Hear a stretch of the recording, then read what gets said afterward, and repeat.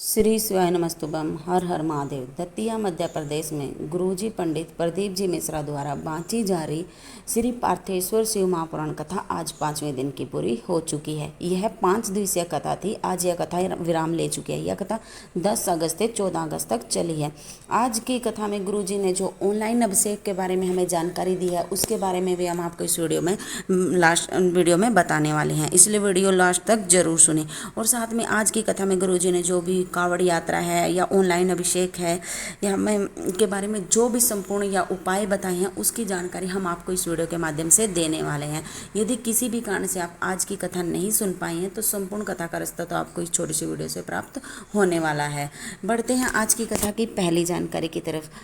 पहले जानकारी, आरती चौरसिया पत्थर लेकर आई। गुरुजी एक बेलपत्री और एक लोटा जल का वर्णन करती हूँ। गुरुजी, मेरी सास को 4th स्टेज का कैंसर हो गया था और फिर मैंने किसी परिचित के कहने से मैंने शिव पर एक बेलपत्री और एक लोटा जल चढ़ाना शुरू किया और उस बेलपत्री को औषधि रूप में बाबा से लाती और उस बेलपत्री को और उस जल को श्री कुंदकेश्वर महादेव का नाम लेकर सास को पिलाने के लिए दे देती। गुरुजी, डॉक्टरों ने कह दिया था कि इसके पास थोड़ा ही समय बचा, लेकिन बाबा की कृपा से बेलपत्री ने और शिव पर चढ़े हुए जल ने मेरी सास की जो कैंसर की बीमारी है उसको ठीक कर दिया है। मैं बाबा को नमन करती हूँ, दंडवत प्रणाम करती हूँ।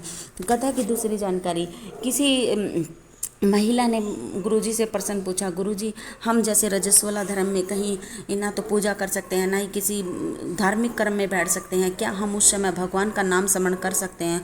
तो गुरुजी ने बताया कि आपको जब द्रौपदी का चीर खींचा गया था तो उस दिन वह 3 दिन की रजस्वला थी, तो आपको इस प्रश्न से ही आपका उत्तर जो प्रश्न है आपका उत्तर का मिल जाएगा इस प्रश्न से ही। तो गुरुजी का कहना था कि आप रजस्वला के समय में भी पूजा नहीं कर सकते, लेकिन हम भगवान का नाम स्मरण है जो मंत्र जाप है कर सकती हो। कथा की तीसरी जानकारी, रुचि जी पत्र लेकर आई। गुरुजी, आप कहते हो कि कथा पंडाल में आखिरी दिन की कथा में जो मांगा जाता है बाबा वह देता है। गुरुजी, मैंने 2022 में अशोक नगर की कथा सुनी थी और बाबा से प्रार्थना की थी, बाबा मेरा बेटा नेट का एग्जाम दे रहा है, बाबा कृपा करना कि वह पास हो जाए। और बाबा की कृपा से गुरुजी मेरा बेटा नेट की जो परीक्षा में पास हो गया, अब वह डॉक्टरी की पढ़ाई कर रहे हैं। मैं बाबा को नमन करती हूँ, दंडवत प्रणाम करती हूँ। कथा की चौथी जानकारी, गुरुजी ने बताया कि जो भी बेटा बेटी अच्छी पढ़ाई चाहता है, नौकरी चाहता है, तो जब भी वह किसी वो कावड़ के लिए जाए, कावड़ यात्रा के लिए जाए, या जो 16 अगस्त को सीहोर में जो कावड़ यात्रा हो रही है, अगर उसमें जाए, जल भरने के लिए जाए, तो अपने साथ अपनी झोली में एक कनेर का पुष्प लेकर के ही कावड़ यात्रा करे, तो उससे बाबा की कृपा से उसे नौकरी है जो अच्छी पढ़ाई में उसमें सफलता प्राप्त होगी। कथा की पाँचवीं जानकारी, गुरुजी ने बताया कि लोगों ने बहुत सी वीडियो चला रखी है कि गुरुजी का जो अधिक मास की शिवरात्रि का ऑनलाइन अभिषेक है वो इस टाइम होगा, लेकिन इस पर गुरुजी ने बताया कि हम केवल जो सावन की शिवरात्रि रहता है उस पर ही ऑनलाइन अभिषेक करवाते हैं। अधिक मास की शिवरात्रि पर हमारे द्वारा कोई भी ऑनलाइन अभिषेक करवाया नहीं जा रहा है। आज के दिन आप अपने ही घर में पार्थिव शिवलिंग बना करके अपनी जैसा भी हो बन सके आप वैसा पूजन अर्चना कर सकते हैं। बाबा की जो पूजा अर्चना कर सकते हैं अपने घर पर पार्थिव शिवलिंग बनाकर। आज हमारे द्वारा कोई भी पार्थिव शिवलिंग का जो अभिषेक है वह नहीं करवाया जा रहा है। यह इसलिए जो लोगों ने पहले वाली जो गुरुजी ने सावन के महीने में ऑनलाइन अभिषेक करवाया था उसकी ही क्लिप काट के चला रहे हैं कि 9 बजे होगा, 6 बजे होगा ऐसे, लेकिन गुरुजी के द्वारा आज के दिन कोई भी ऑनलाइन अभिषेक नहीं करवाया जा रहा है। कथा की छठी जानकारी, अबीता जहाँ दतिया से पत्र लेकर आई। बाबा का क्या वर्णन करूँ गुरुजी, हमें तो लगता है कि कथा के रूप में स्वयं सीहोर वाले कुबेर भंडारी बाबा आते हैं और हमारा काम करके चले जाते हैं। गुरुजी, कुबेरेश्वर धाम का प्रत्येक कंकर और रुद्राक्ष स्वयं शंकर है। मेरी पड़ोस में 80 साल की माता के मुंह में कैंसर हो गया था। कैंसर उसका 4th स्टेज का था। उसे वह न खा सकती थी न पी सकती थी। उसे जो चम्मच के द्वारा पानी वानी जो पिलाया जाता था वो पिलाते थे। गुरुजी, उसका दुख मुझसे देखा नहीं गया। मैंने उस माता के लिए शिव मंदिर में जाना शुरू किया और मेरे पास सीहोर का रुद्राक्ष रखा था। मैं उसको पानी में गलाती और शिव पर उसे चढ़ाती और उसको जलाधारी से जेल कर लाती। उस चम्मच की सहायता से उस माता को पिलाती।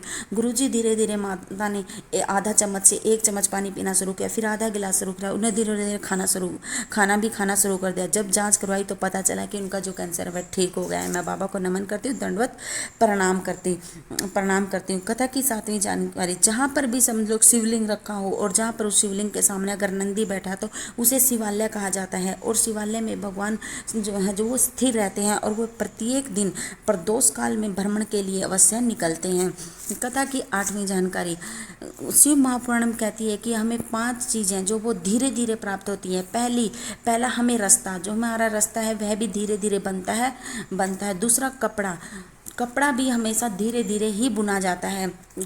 तीसरा ऊंचाई, यानी कि सीढ़ी पर चढ़ना, ऊंचाई पर भी हम धीरे धीरे ही चढ़ते हैं। जो आदमी है वो उनती की सीढ़ी पर भी धीरे धीरे ही चढ़ता है, एकदम से नहीं चढ़ता।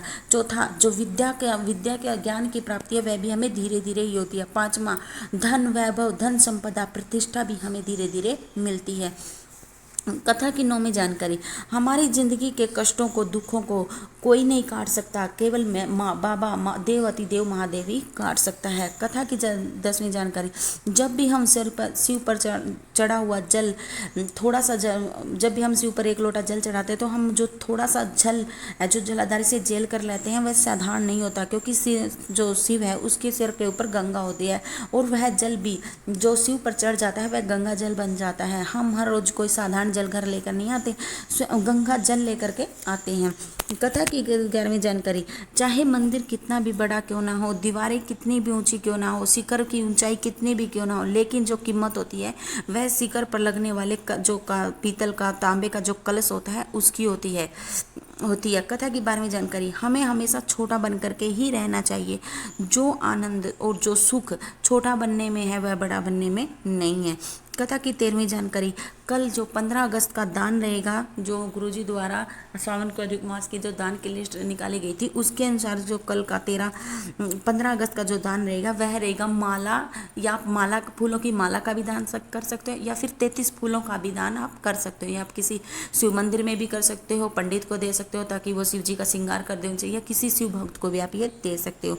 कथा की 14वीं जानकारी, गुरुजी ने बताया कि जो 16 अगस्त को सीहोर में जो कावड़ी यात्रा रहेगी उसका प्रसारण आस्था चैनल पर लाइव नहीं होगा, लेकिन गुरुजी का जो भी यूट्यूब चैनल है और फेसबुक पेज है वहाँ पर ऑनलाइन जो हम कावड़ी यात्रा जब तक चलेगी, सुबह 9 बजे से जितने बजे तक चलेगी उसका प्रसारण हम देख सकते हैं। यह थी आज की कथा की संपूर्ण जानकारी। अगर जानकारी आपको जरा से भी उपयोगी लगे तो कमेंट बॉक्स में हर हर महादेव जरूर लिखना।